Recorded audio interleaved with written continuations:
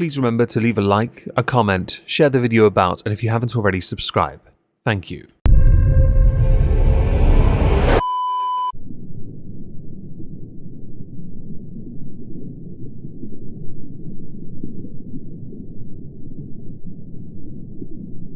Well, isn't this just fantastic?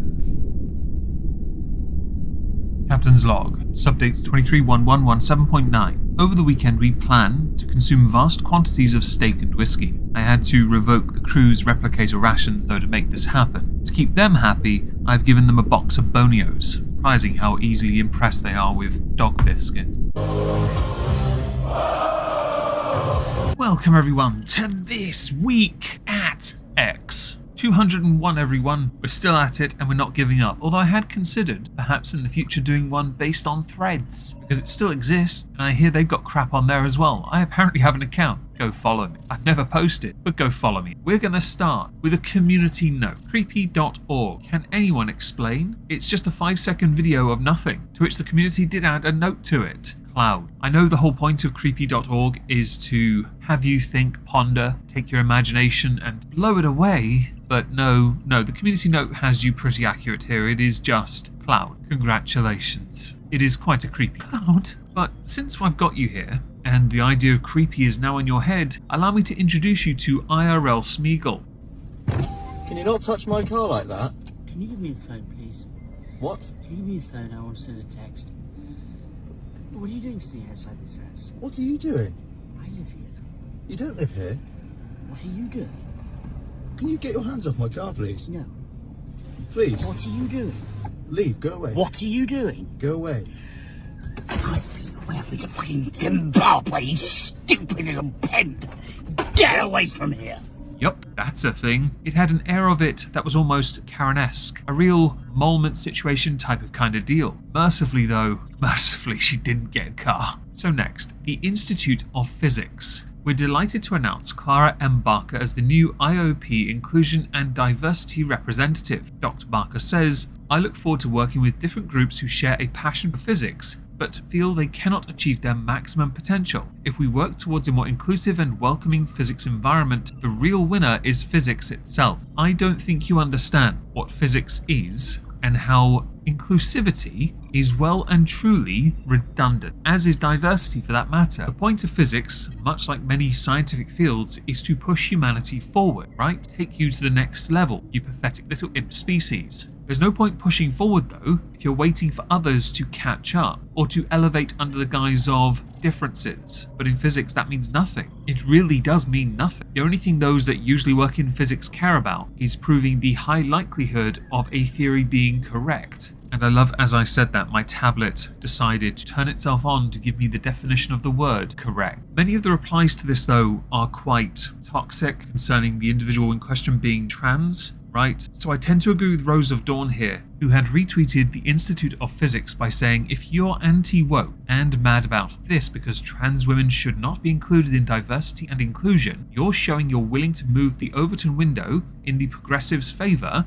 as though you can play their game. And there is a point to that as well. I personally, in the fields of STEM, do not think the idea of an inclusion and diversity representative needs to exist, because that defeats the point of STEM. It is very and should be very meritocratic, really should be. However, I have often discovered over the years that I was involved in academia, it's mostly just filled with Slytherins, with a dash of filthy muggles. So next, we're going to talk about LOLCal Live. There's been much in the way of controversy because of Boogie, but also originally they had been trying to get Darkside Phil to be on the show with Wings and Boogie. It would have been a great show, but Darkside Phil doesn't know how to make a good decision. He's too busy begging his audience for donations so that he can then use it on microtransactions for skins in video games that he doesn't do very well in. I'd argue he's one of the worst video game players I've ever seen in my life. Keemstar tweeted, DSP will not like what we have planned for him on LOLCal Live. I spoke to her and she's coming on Phil. Later on tweeting, Phil is mad because we did the LOLCal podcast without him because DSP had blocked Keemstar. Which on the face of it is quite amusing. You had every chance to go on. But DSP's not the only person making poor decisions when it comes to LOLCal Live. Although, the show itself, the first episode did reasonably well on views, which is what you want if, for example, your fame is dying out. Keemstar's put a lot of money and effort into making this show happen because he wants to help Boogie 2988 and Wings. Wings, for the most part, hasn't really done anything that controversial for the show, beyond a really bad audio file being very many gigs in size. Boogie, though, can't sync audio to save his life and gets easily frustrated and then gets into a back and forth with Muta. She saw that. I didn't know who she was. I don't know who Dojangles is, but I guess that's a person. And so she was like, oh my God, you snake, you piece of shit and whatever. And so like Mutahar messaged me and he's like, hey, look, I'm being really nice to you right now. And I've agreed, I'm not going to make a video about you because I wouldn't want a 10 out of 10 video on my channel anyway. He then, under the advice of Keemstar of not discussing it, goes onto somebody else's channel to discuss it when he should have saved it for the LolCal live show. Which he's right. Keemstar's 100% right, and Keemstar loses his shit with Boogie, which leads to a video. Obviously, I am going to now play that video. I will, because YouTube are quite sensitive to profanity, bleep out every single one of them and see how many complete sentences Keemstar can say. Context is key, folks, because there's a consequence to this one, and it tickled me to no end. I need you to fuck off. Like, seriously, fuck off. I need you to get on your fucking hands and knees, have your girlfriend fucking film you and say, I'm sorry, Keemstar. I'm sorry, Jordy. I'm sorry, fucking Tommy C, Nicholas Diorio, Muta, fucking Tom, everybody that's even fucking cared about the LolCal podcast. I'm such a selfish attention fucking retard that I want attention. I want to be in conversation so bad that I gave an entire, the entire storyline of what's been happening on episode 1 to fucking Review Tech USA, because I'm so thirsty to just talk to someone. I'm that big of a fucking loser. Make that video, you piece of shit. I'm sorry, Tommy C. I'm sorry, Daddy Keemstar. I'm sorry, Nicholas D. Fiorio. I don't know how to pronounce him. I'm sorry, Jordy. I'm fucking sorry. It was fucking stupid of me to go on Rich's fucking show and give away the fucking storyline. I'm a fucking attention hog piece of shit. It was fucking stupid. I should have left the moment Muta came on. I'm fucking stupid. And I'm fucking sorry. I understand your decision. I'll hand over any passwords you need, wherever you want. Sorry.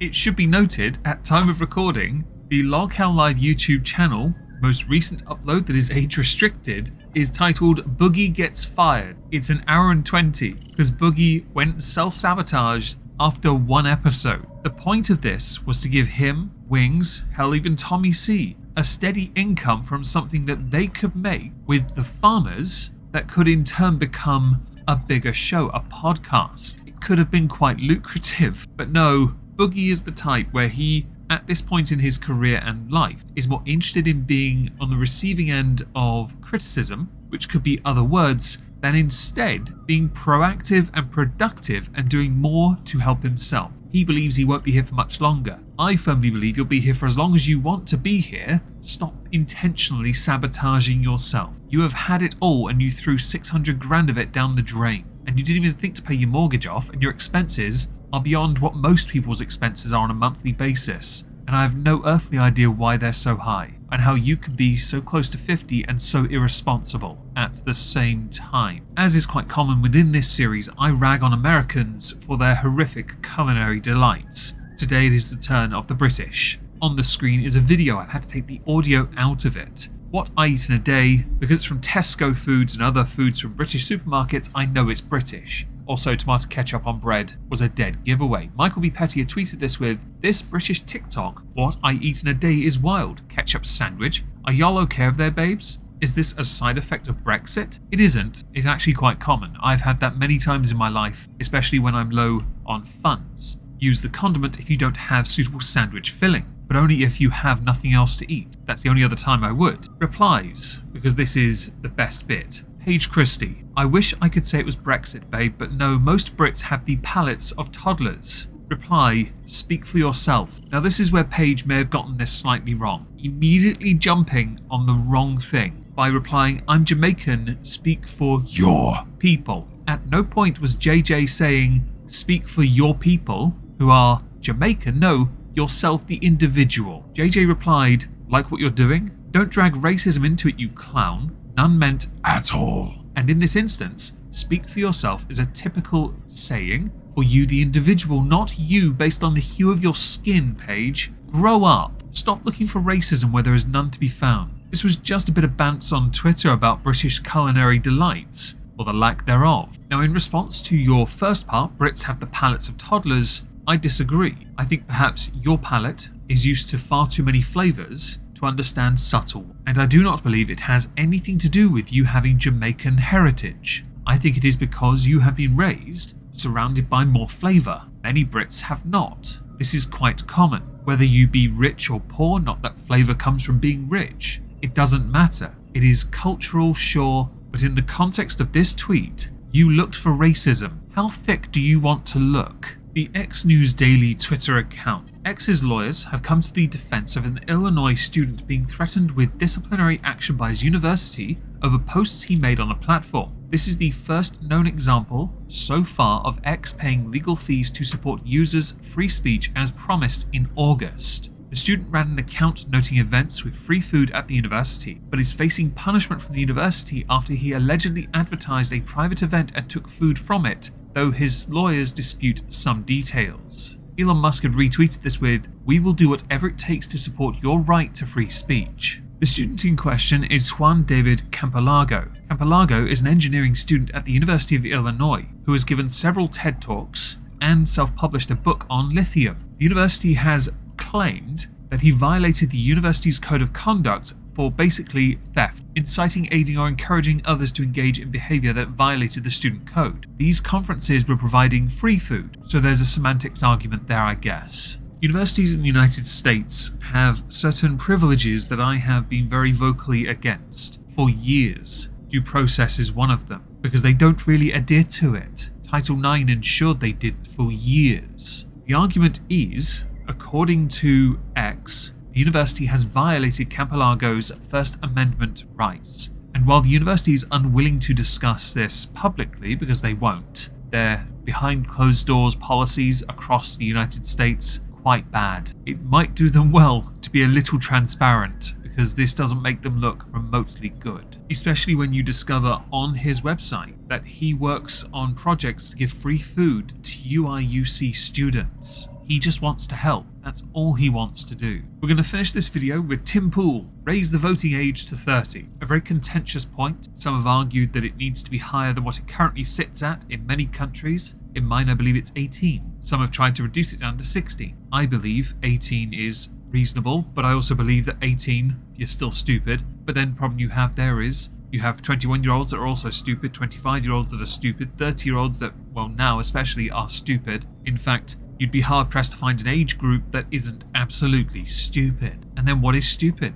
It's subjective depending on your political leaning. This was retweeted by David Hogg. When your policies are so bad, you have to change who can vote in order to win. What an interesting point that is. Retweeted by White Sith Male. The self-owns some people hand out on this platform, glorious. Included an image from 2019. Retweet if you support lowering the voting age to 16. Now the reason for that was because David Hogg believes you should be allowed to vote sooner, and because it is believed if you vote younger, more idealist people will vote in favour of blue policies, for example in America. In the United Kingdom, Lib Dem, Labour, basically anything that isn't conservative. I personally think many people are not educated on politics, and it's very hard to educate someone on politics, really. Lowering the voting age to 16 doesn't really serve a purpose beyond having more young voices who tend to lean more progressive. That's not to say all, don't be that person. Do let me know what you think in the comments though. Drive up the engagement and all that, folks.